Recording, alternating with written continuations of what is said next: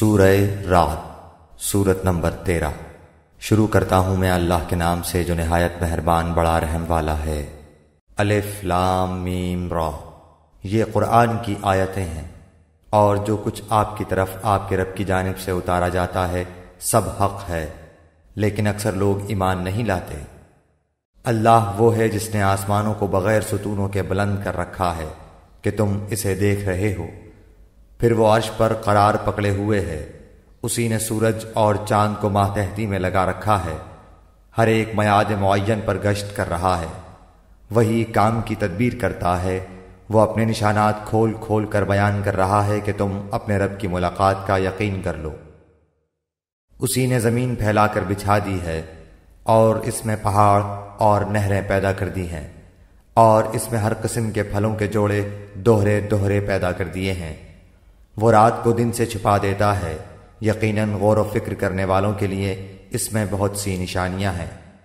اور زمین میں مختلف ٹکڑے ایک دوسرے سے لگتے لگاتے ہیں، اور انگوروں کے باغات ہیں، اور کھیت ہیں، اور کھجوروں کے درخت ہیں، شاخدار، اور بعض ایسے ہیں جو بے شاخ ہیں، سب ایک ہی پانی پلائے جاتے ہیں، پھر بھی ہم ایک کو ایک پر پھلوں میں برتری دیتے ہیں۔ اس میں عقل مندوں کے لیے بہت سی نشانیاں ہیں۔ اگر تجھے تعجب ہو تو واقعی ان کا یہ کہنا عجیب ہے کہ کیا جب ہم مٹی ہو جائیں گے تو کیا ہم نئی پیدائش میں ہوں گے؟ یہی وہ لوگ ہیں جنہوں نے اپنے پروردگار سے کفر کیا، یہی ہیں جن کی گردنوں میں طوق ہوں گے، اور یہی ہیں جو جہنم کے رہنے والے ہیں، جو اس میں ہمیشہ ہمیش رہیں گے۔ اور جو تجھ سے سزا کی طلبی میں جلدی کر رہے ہیں، راحت سے پہلے ہی یقیناً ان سے پہلے سزائیں بطور مثال گزر چکی ہیں، اور بے شک تیرا رب البتہ بخشنے والا ہے لوگوں کے بیجا ظلم پر بھی۔ اور یہ بھی یقینی بات ہے کہ تیرا رب بڑی سخت سزا دینے والا بھی ہے۔ اور کافر کہتے ہیں کہ اس پر اس کے رب کی طرف سے کوئی نشانی معجزہ کیوں نہیں اتاری گئی؟ بات یہ ہے کہ آپ تو صرف آگاہ کرنے والے ہیں، اور ہر قوم کے لیے ہادی ہے۔ مادہ اپنے شکم میں جو کچھ رکھتی ہے اسے اللہ بخوبی جانتا ہے، اور پیٹ کا گھٹنا بڑھنا بھی، ہر چیز اس کے پاس اندازے سے ہے۔ ظاہر و پوشیدہ کا وہ عالم ہے، سب سے بڑا اور سب سے بلند و بالا۔ تم میں سے کسی کا اپنی بات کو چھپا کر کہنا اور بآواز بلند اسے کہنا، اور جو رات کو چھپا ہوا ہو اور جو دن میں چل رہا ہو، سب اللہ پر برابر و یکساں ہیں۔ اس کے پہرے دار انسان کے آگے پیچھے مقرر ہیں، جو اللہ کے حکم سے اس کی نگہبانی کرتے ہیں۔ کسی قوم کی حالت اللہ تعالیٰ نہیں بدلتا جب تک کہ وہ خود اسے نہ بدلیں جو ان کے دلوں میں ہے۔ اللہ تعالیٰ جب کسی قوم کی سزا کا ارادہ کر لیتا ہے تو وہ بدلہ نہیں کرتا، اور سوائے اس کے کوئی بھی ان کا کارساز نہیں۔ وہ اللہ ہی ہے جو تمہیں بجلی کی چمک ڈرانے اور امید دلانے کے لیے دکھاتا ہے، اور بھاری بادلوں کو پیدا کرتا ہے۔ گرج اسی کی تسبیح و تعریف کرتی ہے، اور فرشتے بھی اس کے خوف سے۔ وہی آسمان سے بجلیاں گراتا ہے، اور جس پر چاہتا ہے اس پر ڈالتا ہے۔ کفار اللہ کی بابت لڑ جھگڑ رہے ہیں، اور اللہ سخت قوت والا ہے۔ اسی کو پکارنا حق ہے۔ جو لوگ اوروں کو اس کے سوا پکارتے ہیں وہ ان کی پکار کا کچھ بھی جواب نہیں دیتے، مگر جیسے کوئی شخص اپنے دونوں ہاتھ پانی کی طرف پھیلائے ہوئے ہو کہ اس کے منہ میں پڑ جائے، حالانکہ وہ پانی اس کے منہ میں پہنچنے والا نہیں۔ ان منکروں کی جتنی پکار ہے سب گمراہی میں ہے۔ اللہ ہی کے لیے زمین اور آسمانوں کی سب مخلوق خوشی اور ناخوشی سے سجدہ کرتی ہے، اور ان کے سائے بھی صبح و شام۔ آپ پوچھئے کہ آسمانوں اور زمین کا پروردگار کون ہے؟ کہہ دیجئے اللہ۔ کہہ دیجئے کیا تم پھر اس کے سوا اوروں کو حمایتی بنا رہے ہو جو خود اپنی جان کے بھی بھلے برے کا اختیار نہیں رکھتے؟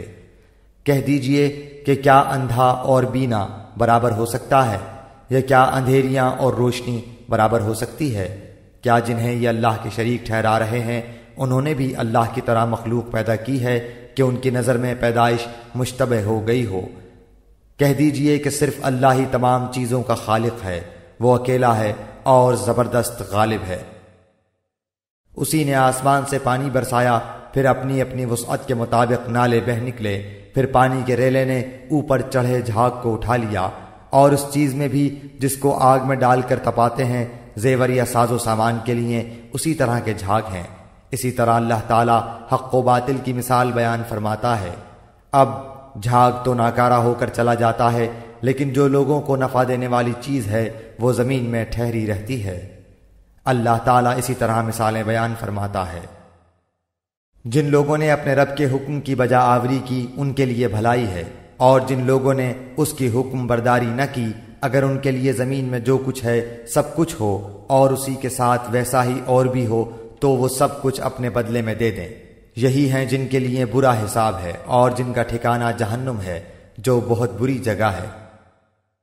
کیا وہ ایک شخص جو یہ علم رکھتا ہو کہ آپ کی طرف آپ کے رب کی جانب سے جو اتارا گیا ہے وہ حق ہے، اس شخص جیسا ہو سکتا ہے جو اندھا ہو؟ نصیحت تو وہی قبول کرتے ہیں جو عقل مند ہو، جو اللہ کے عہد و پیمان کو پورا کرتے ہیں اور قول و قرار کو توڑتے نہیں۔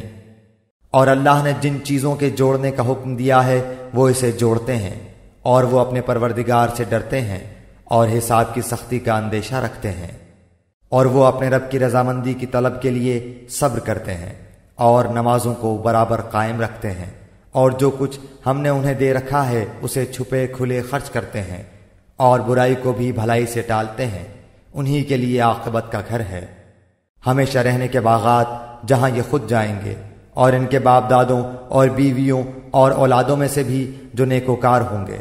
ان کے پاس فرشتے ہر دروازے سے آئیں گے، کہیں گے کہ تم پر سلامتی ہو، صبر کے بدلے کیا ہی اچھا بدلہ ہے اس دار آخرت کا۔ اور جو اللہ کے عہد کو اس کی مضبوطی کے بعد توڑ دیتے ہیں اور جن چیزوں کے جوڑنے کا اللہ نے حکم دیا ہے انہیں توڑتے ہیں اور زمین میں فساد پھیلاتے ہیں، ان کے لیے لعنتیں ہیں اور ان کے لیے برا گھر ہے۔ اللہ تعالیٰ جس کی روزی چاہتا ہے بڑھاتا ہے اور گھٹاتا ہے۔ یہ تو دنیا کی زندگی میں مست ہو گئے، حالانکہ دنیا آخرت کے مقابلے میں نہایت حقیر پونجی ہے۔ کافر کہتے ہیں کہ اس پر کوئی نشانی معجزہ کیوں نازل نہیں کیا گیا؟